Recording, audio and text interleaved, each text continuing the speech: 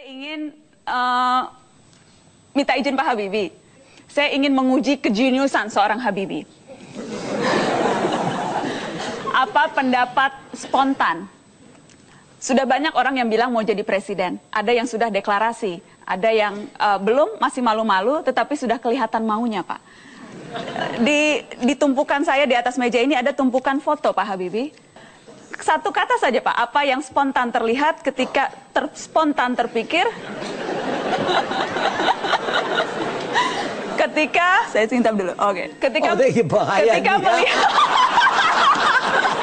tidak ini tidak bahaya, spontan saja terpikir. Bukan spontan, tapi orang mengatakan, oh Habibie udah bilang kamu nggak boleh. Tidak Pak, apa? Saya yakin Pak Habibie bisa. Apa yang spontan terlihat ketika melihat ini Pak Habibie? Spontan. Di atas 60, kriteria saya harus 40 sampai 60. Kalau yang ini? Bisa, karena berada di antara 40 dan 60. Bisa. Kalau sosok yang ini? Kriteria saya berada antara 40 dan 60. Harus yang spontan. Kalau tadi berturut-turut itu tidak spontan. Spontan? Berturut-turut tidak spontan. Kalau yang ini Pak Habibie? Harus antara 40 dan 60. Tapi yang ini saya ingat Pak Akbar 67 ya Pak Ical? 67. Tadi berapa Pak? 40 sampai? 40 sampai 60. Mohon maaf ya Pak Akbar. Kalau yang ini Pak? Sama. 40 dan 60. Saya tidak tahu umurnya berapa. 67 juga? Hah? 67 juga? Ya. Apakah itu satu-satunya kriteria? Bukan. Kenapa? Itu, apa pentingnya harus 40-60 Pak? Kita tahu dalam perjuangan bangsa Indonesia yang modern ada 3 generasi yang kita kenal. Generasi angkatan 45 yang hanya mengenal merdeka atau mati. Tidak ada kompromis. Dia lahirkan Pancasila, Undang-Undang Dasar. Dia perjuangkan, dia merebut semua sehingga kita merdeka. Jiwanya itu kita harus pelihara. Ada yang namanya generasi peralihan. Itu definisi generasi peralihan. Ada suatu generasi yang pernah bekerja erat dengan angkatan 45. Tapi juga pernah bekerja erat dengan generasi penerus. Generasi 45 sudah tiada lagi. Ada beberapa di atas 90, atas 85, forget it. Generasi peralihan sedang di depan pintu. Pak Habibie termasuk di dalamnya.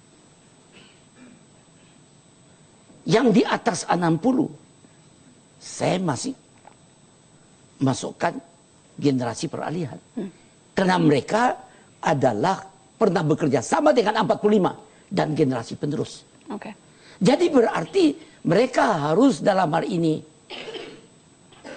rela menyerahkan kepemimpinan kepada generasi penerus.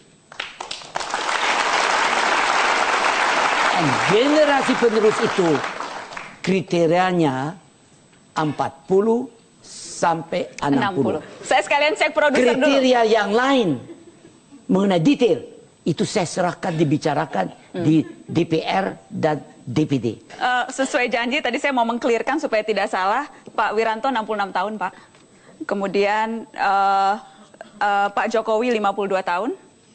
Pak Prabowo 62 tahun. Pak Ical seperti yang tadi saya sudah hafal 67 tahun. Kemudian Rhoma Irama. Ini pemimpin selebriti bukan Pak? Saya tidak kenal. Tidak kenal Rhoma Irama. Tidak. Rasanya cuma Pak Habibie yang tidak kenal Rhoma Irama. Ya, saya tidak kenal karena saya nggak tahu siapa dia dan tidak tahu mainnya apa. Yang Pak Habibie kenal, yang Pak Habibie kenal cuma Reza dan BCL ya Pak? Saya kenal Reza, BCL, terus si siapa aja, Tengku Wisnu, dan yang satu yang main Fitri, Sherin. Karena ini saya tahu dari Cinta Fitri, dan saya ikut dengan dibawa selalu oleh Ibu Ainun suruh nonton. Jadi saya tahu, yang lain tidak kenal. Jadi Rhoma Irama tidak kenal. Baik, bicara soal pemimpin muda yang kriterianya 40-60 Pak Habibie, ada juga saat ini yang berada di tengah audiens, ada Mas Anies Baswedan.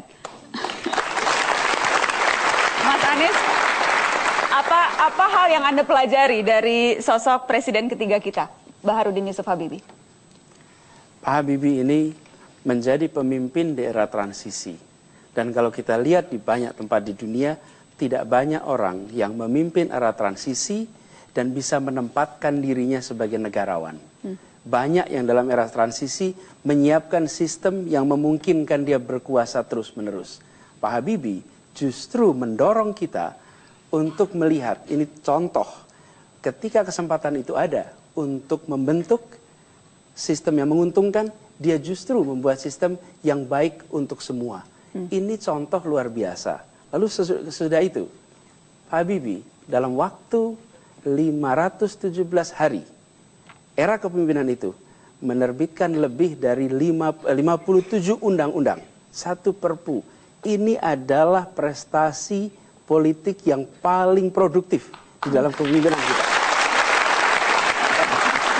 Dan lalu itu semua fantastis, dilakukan dengan semangat kenegarawanan, diakhiri ketika beliau selesai menjadi presiden, beliau memberikan teladan yang luar biasa. Beliau tidak turut campur pada siapapun yang meneruskan. Dia mengambil sikap sebagai negarawan total, menyaksikan, memberi nasihat, tetapi tidak ikut campur lagi di dalam politik, tidak ngerepoti penerusnya. Dan Pak Habibie mengambil posisi, saya sebagai senior citizen yang terhormat di Indonesia. Itu pelajaran ternyata. Jadi Mas Anies, itu pesannya untuk presiden yang saat ini sedang memimpin, habis turun, pensiun saja, tidak usah urus-urus politik, begitu ya maksudnya? Itu pesannya? Ya, buat semua presiden, termasuk yang sekarang. Oke. Harus pensiun dan tidak usah urus politik. Pak Habibie, untuk menutup, saya teringat sumpah Pak Habibie yang begitu menggetarkan dada. Kalau boleh saya minta Pak Habibie membacakan lagi sumpah itu untuk audiens yang ada di sini dan juga pemirsa Mata Najwa. Oke. Sumpahku terlentang, jatuh, perih, kesal.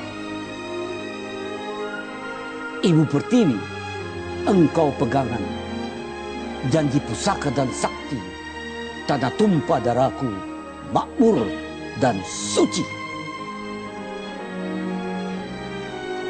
Hancur badan, tetap berjalan, jiwa besar dan suci, membawa aku padamu Indonesia, makmur dan suci. Baharudin Yusuf Habibie, kita berikan sambutan yang luar biasa. Terima kasih banyak sudah hadir di Mata Najwa malam hari ini. Terima kasih banyak Pak Habibie sudah hadir di Mata Najwa.